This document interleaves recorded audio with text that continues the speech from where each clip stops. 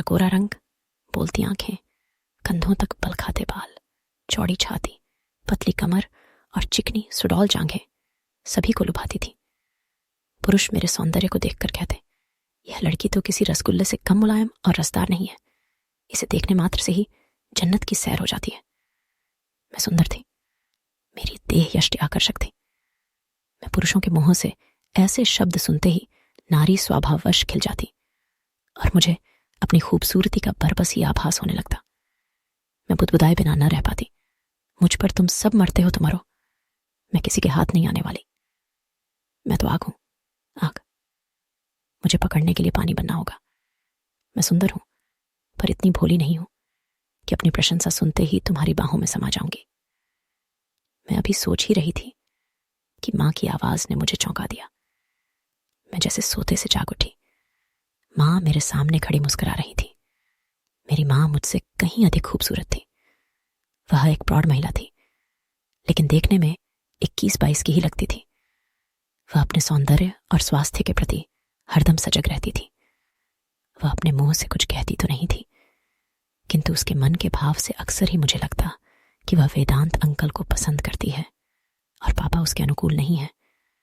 वेदांत uncle कहाँ से आते थे और मम्मी से उनका संबंध कब से था, इससे मेरा कोई मतलब नहीं था। इतने में मम्मी चहकती हुई बोली, बेटी तुम आज स्कूल नहीं गई? आज तो छुट्टी है। मैंने यह कहकर मम्मी की ओर देखा। आज उसने गुलाबी साड़ी बांध रखी थी। मम्मी पर गुलाबी कपड़े बहुत ही खिलते थे। उसका रूप उनमें और अधिक दमक उठता था। मुझे जहां तक मालूम था, मम्मी सजती संवरती तभी थी जब वेदांत अंकल घर पर होते थे या आने वाले होते थे। वैसे तो सजना संवरना मम्मी के जीवन का एक अभिन्न हिस्सा था, लेकिन उस दिन वह विशेष रूप से साज श्रृंगार करती थी जब वेदांत अंकल घर पर होते। मैं अचानक ही बोल पड़ी तो वेदांत अंकल आ जाने वाले हैं। मेरी समझ में यह नहीं आ रहा कि मम्मी पापा के लिए क्यों नहीं सजती संवरती है। शायद मां के सपनों के राजकुमार पापा नहीं हैं, वेदांत अंकल ही हैं। वैसे यह कड़वा सच भी है। वेदांत अंकल पापा से अधिक सुंदर और स्मार्ट हैं। अपने आप को हमेशा ही सुंदर बनाकर रखते हैं, कपड़े ढंग के पहनते हैं। और पापा तो बिल्कुल ही ढीले ढाले व्यक्ति हैं। एक ही कपड़े को 2-2 रोज तक पहने रहते हैं। शेव तभी बनाते हैं जब खुजली होने लगती है या उन्हें कोई टोक देता है। मां को तो चुस्त और खूबसूरत पुरुष चाहिए। वेदांत अंकल चुस्त भी हैं और सुंदर भी हैं।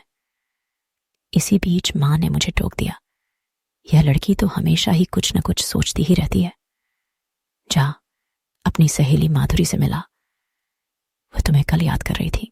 मैं अवाक रह गई। मां मुझ पर आज इतनी मेहरबान क्यों है? अचानक ही मुझे माधुरी के घर क्यों भेजने लगी?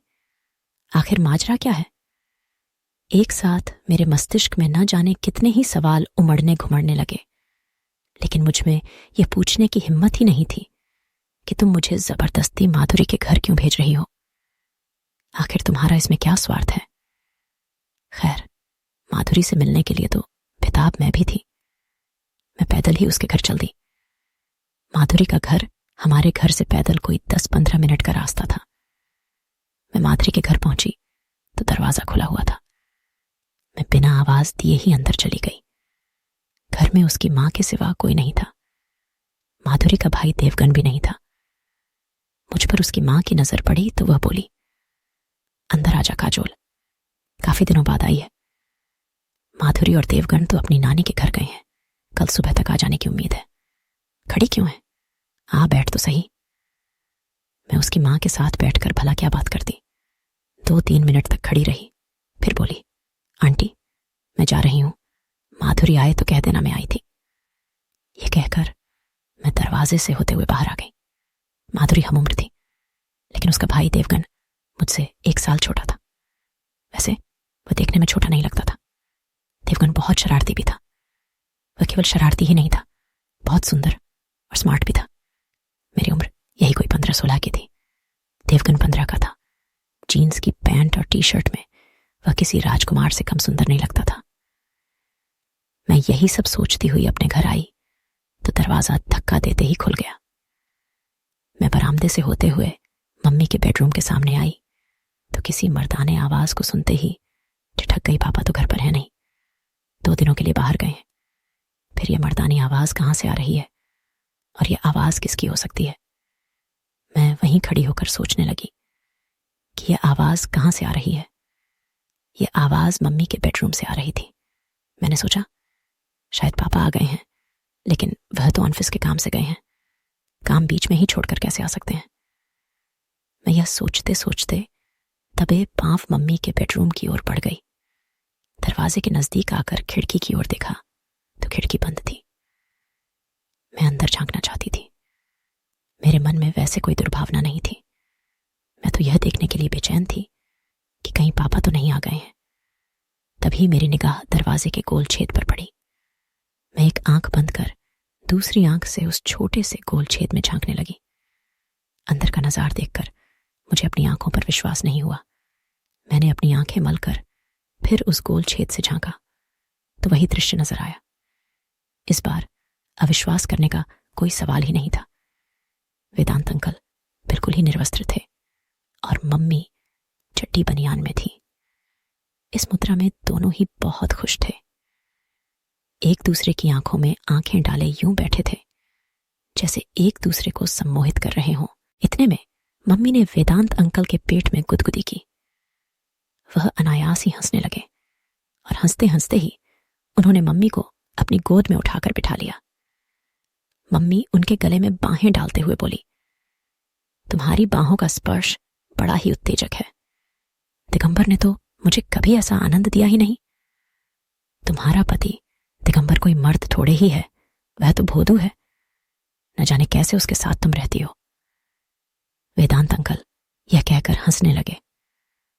दिगंबर तो एक खंभा है जिसकी आड़ में मैं तुम्हारे साथ रहती हूं। दिगंबर जैसे पति को उंगलियों पर नचाना मुझे खूब आता है।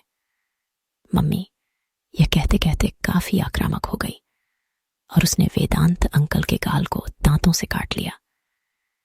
वेदांत अंकल भी कहीं चूकने वाले थे। एक हल्की सी सीतकार लेते हुए उन्होंने मम्मी को बाहों में समेट लिया, फिर उसके होंठों को जोर से भींच लिया। अब कैसा लग रहा है? कैसा क्या लग रहा है? अच्छा लग रहा है। क्या तुम्हें नहीं पता, स्त्रियां दर्द से मिठास चूसती हैं। मम्मी के शब्द यह कहते कहते लड़खड़ा गए। उसकी आंखें बंद हो गईं। दोनों एक दूसरे के होंठ ऐसे चूस रहे थे जैसे लॉलीपॉप या आइसक्रीम चाट रहे हों। तभी वेदांत अंकल ने मम्मी को एक हल्की सी ठपकी लगाई। इस ठपकी के जवाब में मम्मी ने भी उनकी पीठ पर एक हल्की सी चिकोटी काट दी। सेक्स का इतना जीवंत और उत्तेजक दृश्य मैंने पहली बार ही देखा था। मेरा रोम रोम रोमांचित हो उठा। मेरे कपड़े पसीने से नहा गए। मुझे इस खेल को देखने में आनंद भी आ रहा था और घृणा भी हो रही थी।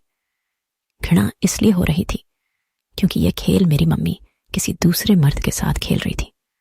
पापा के साथ वह खेल में शामिल होती तो शायद मुझे घृणा न होती या मैं इतनी देर तक यहां न खड़ी होती।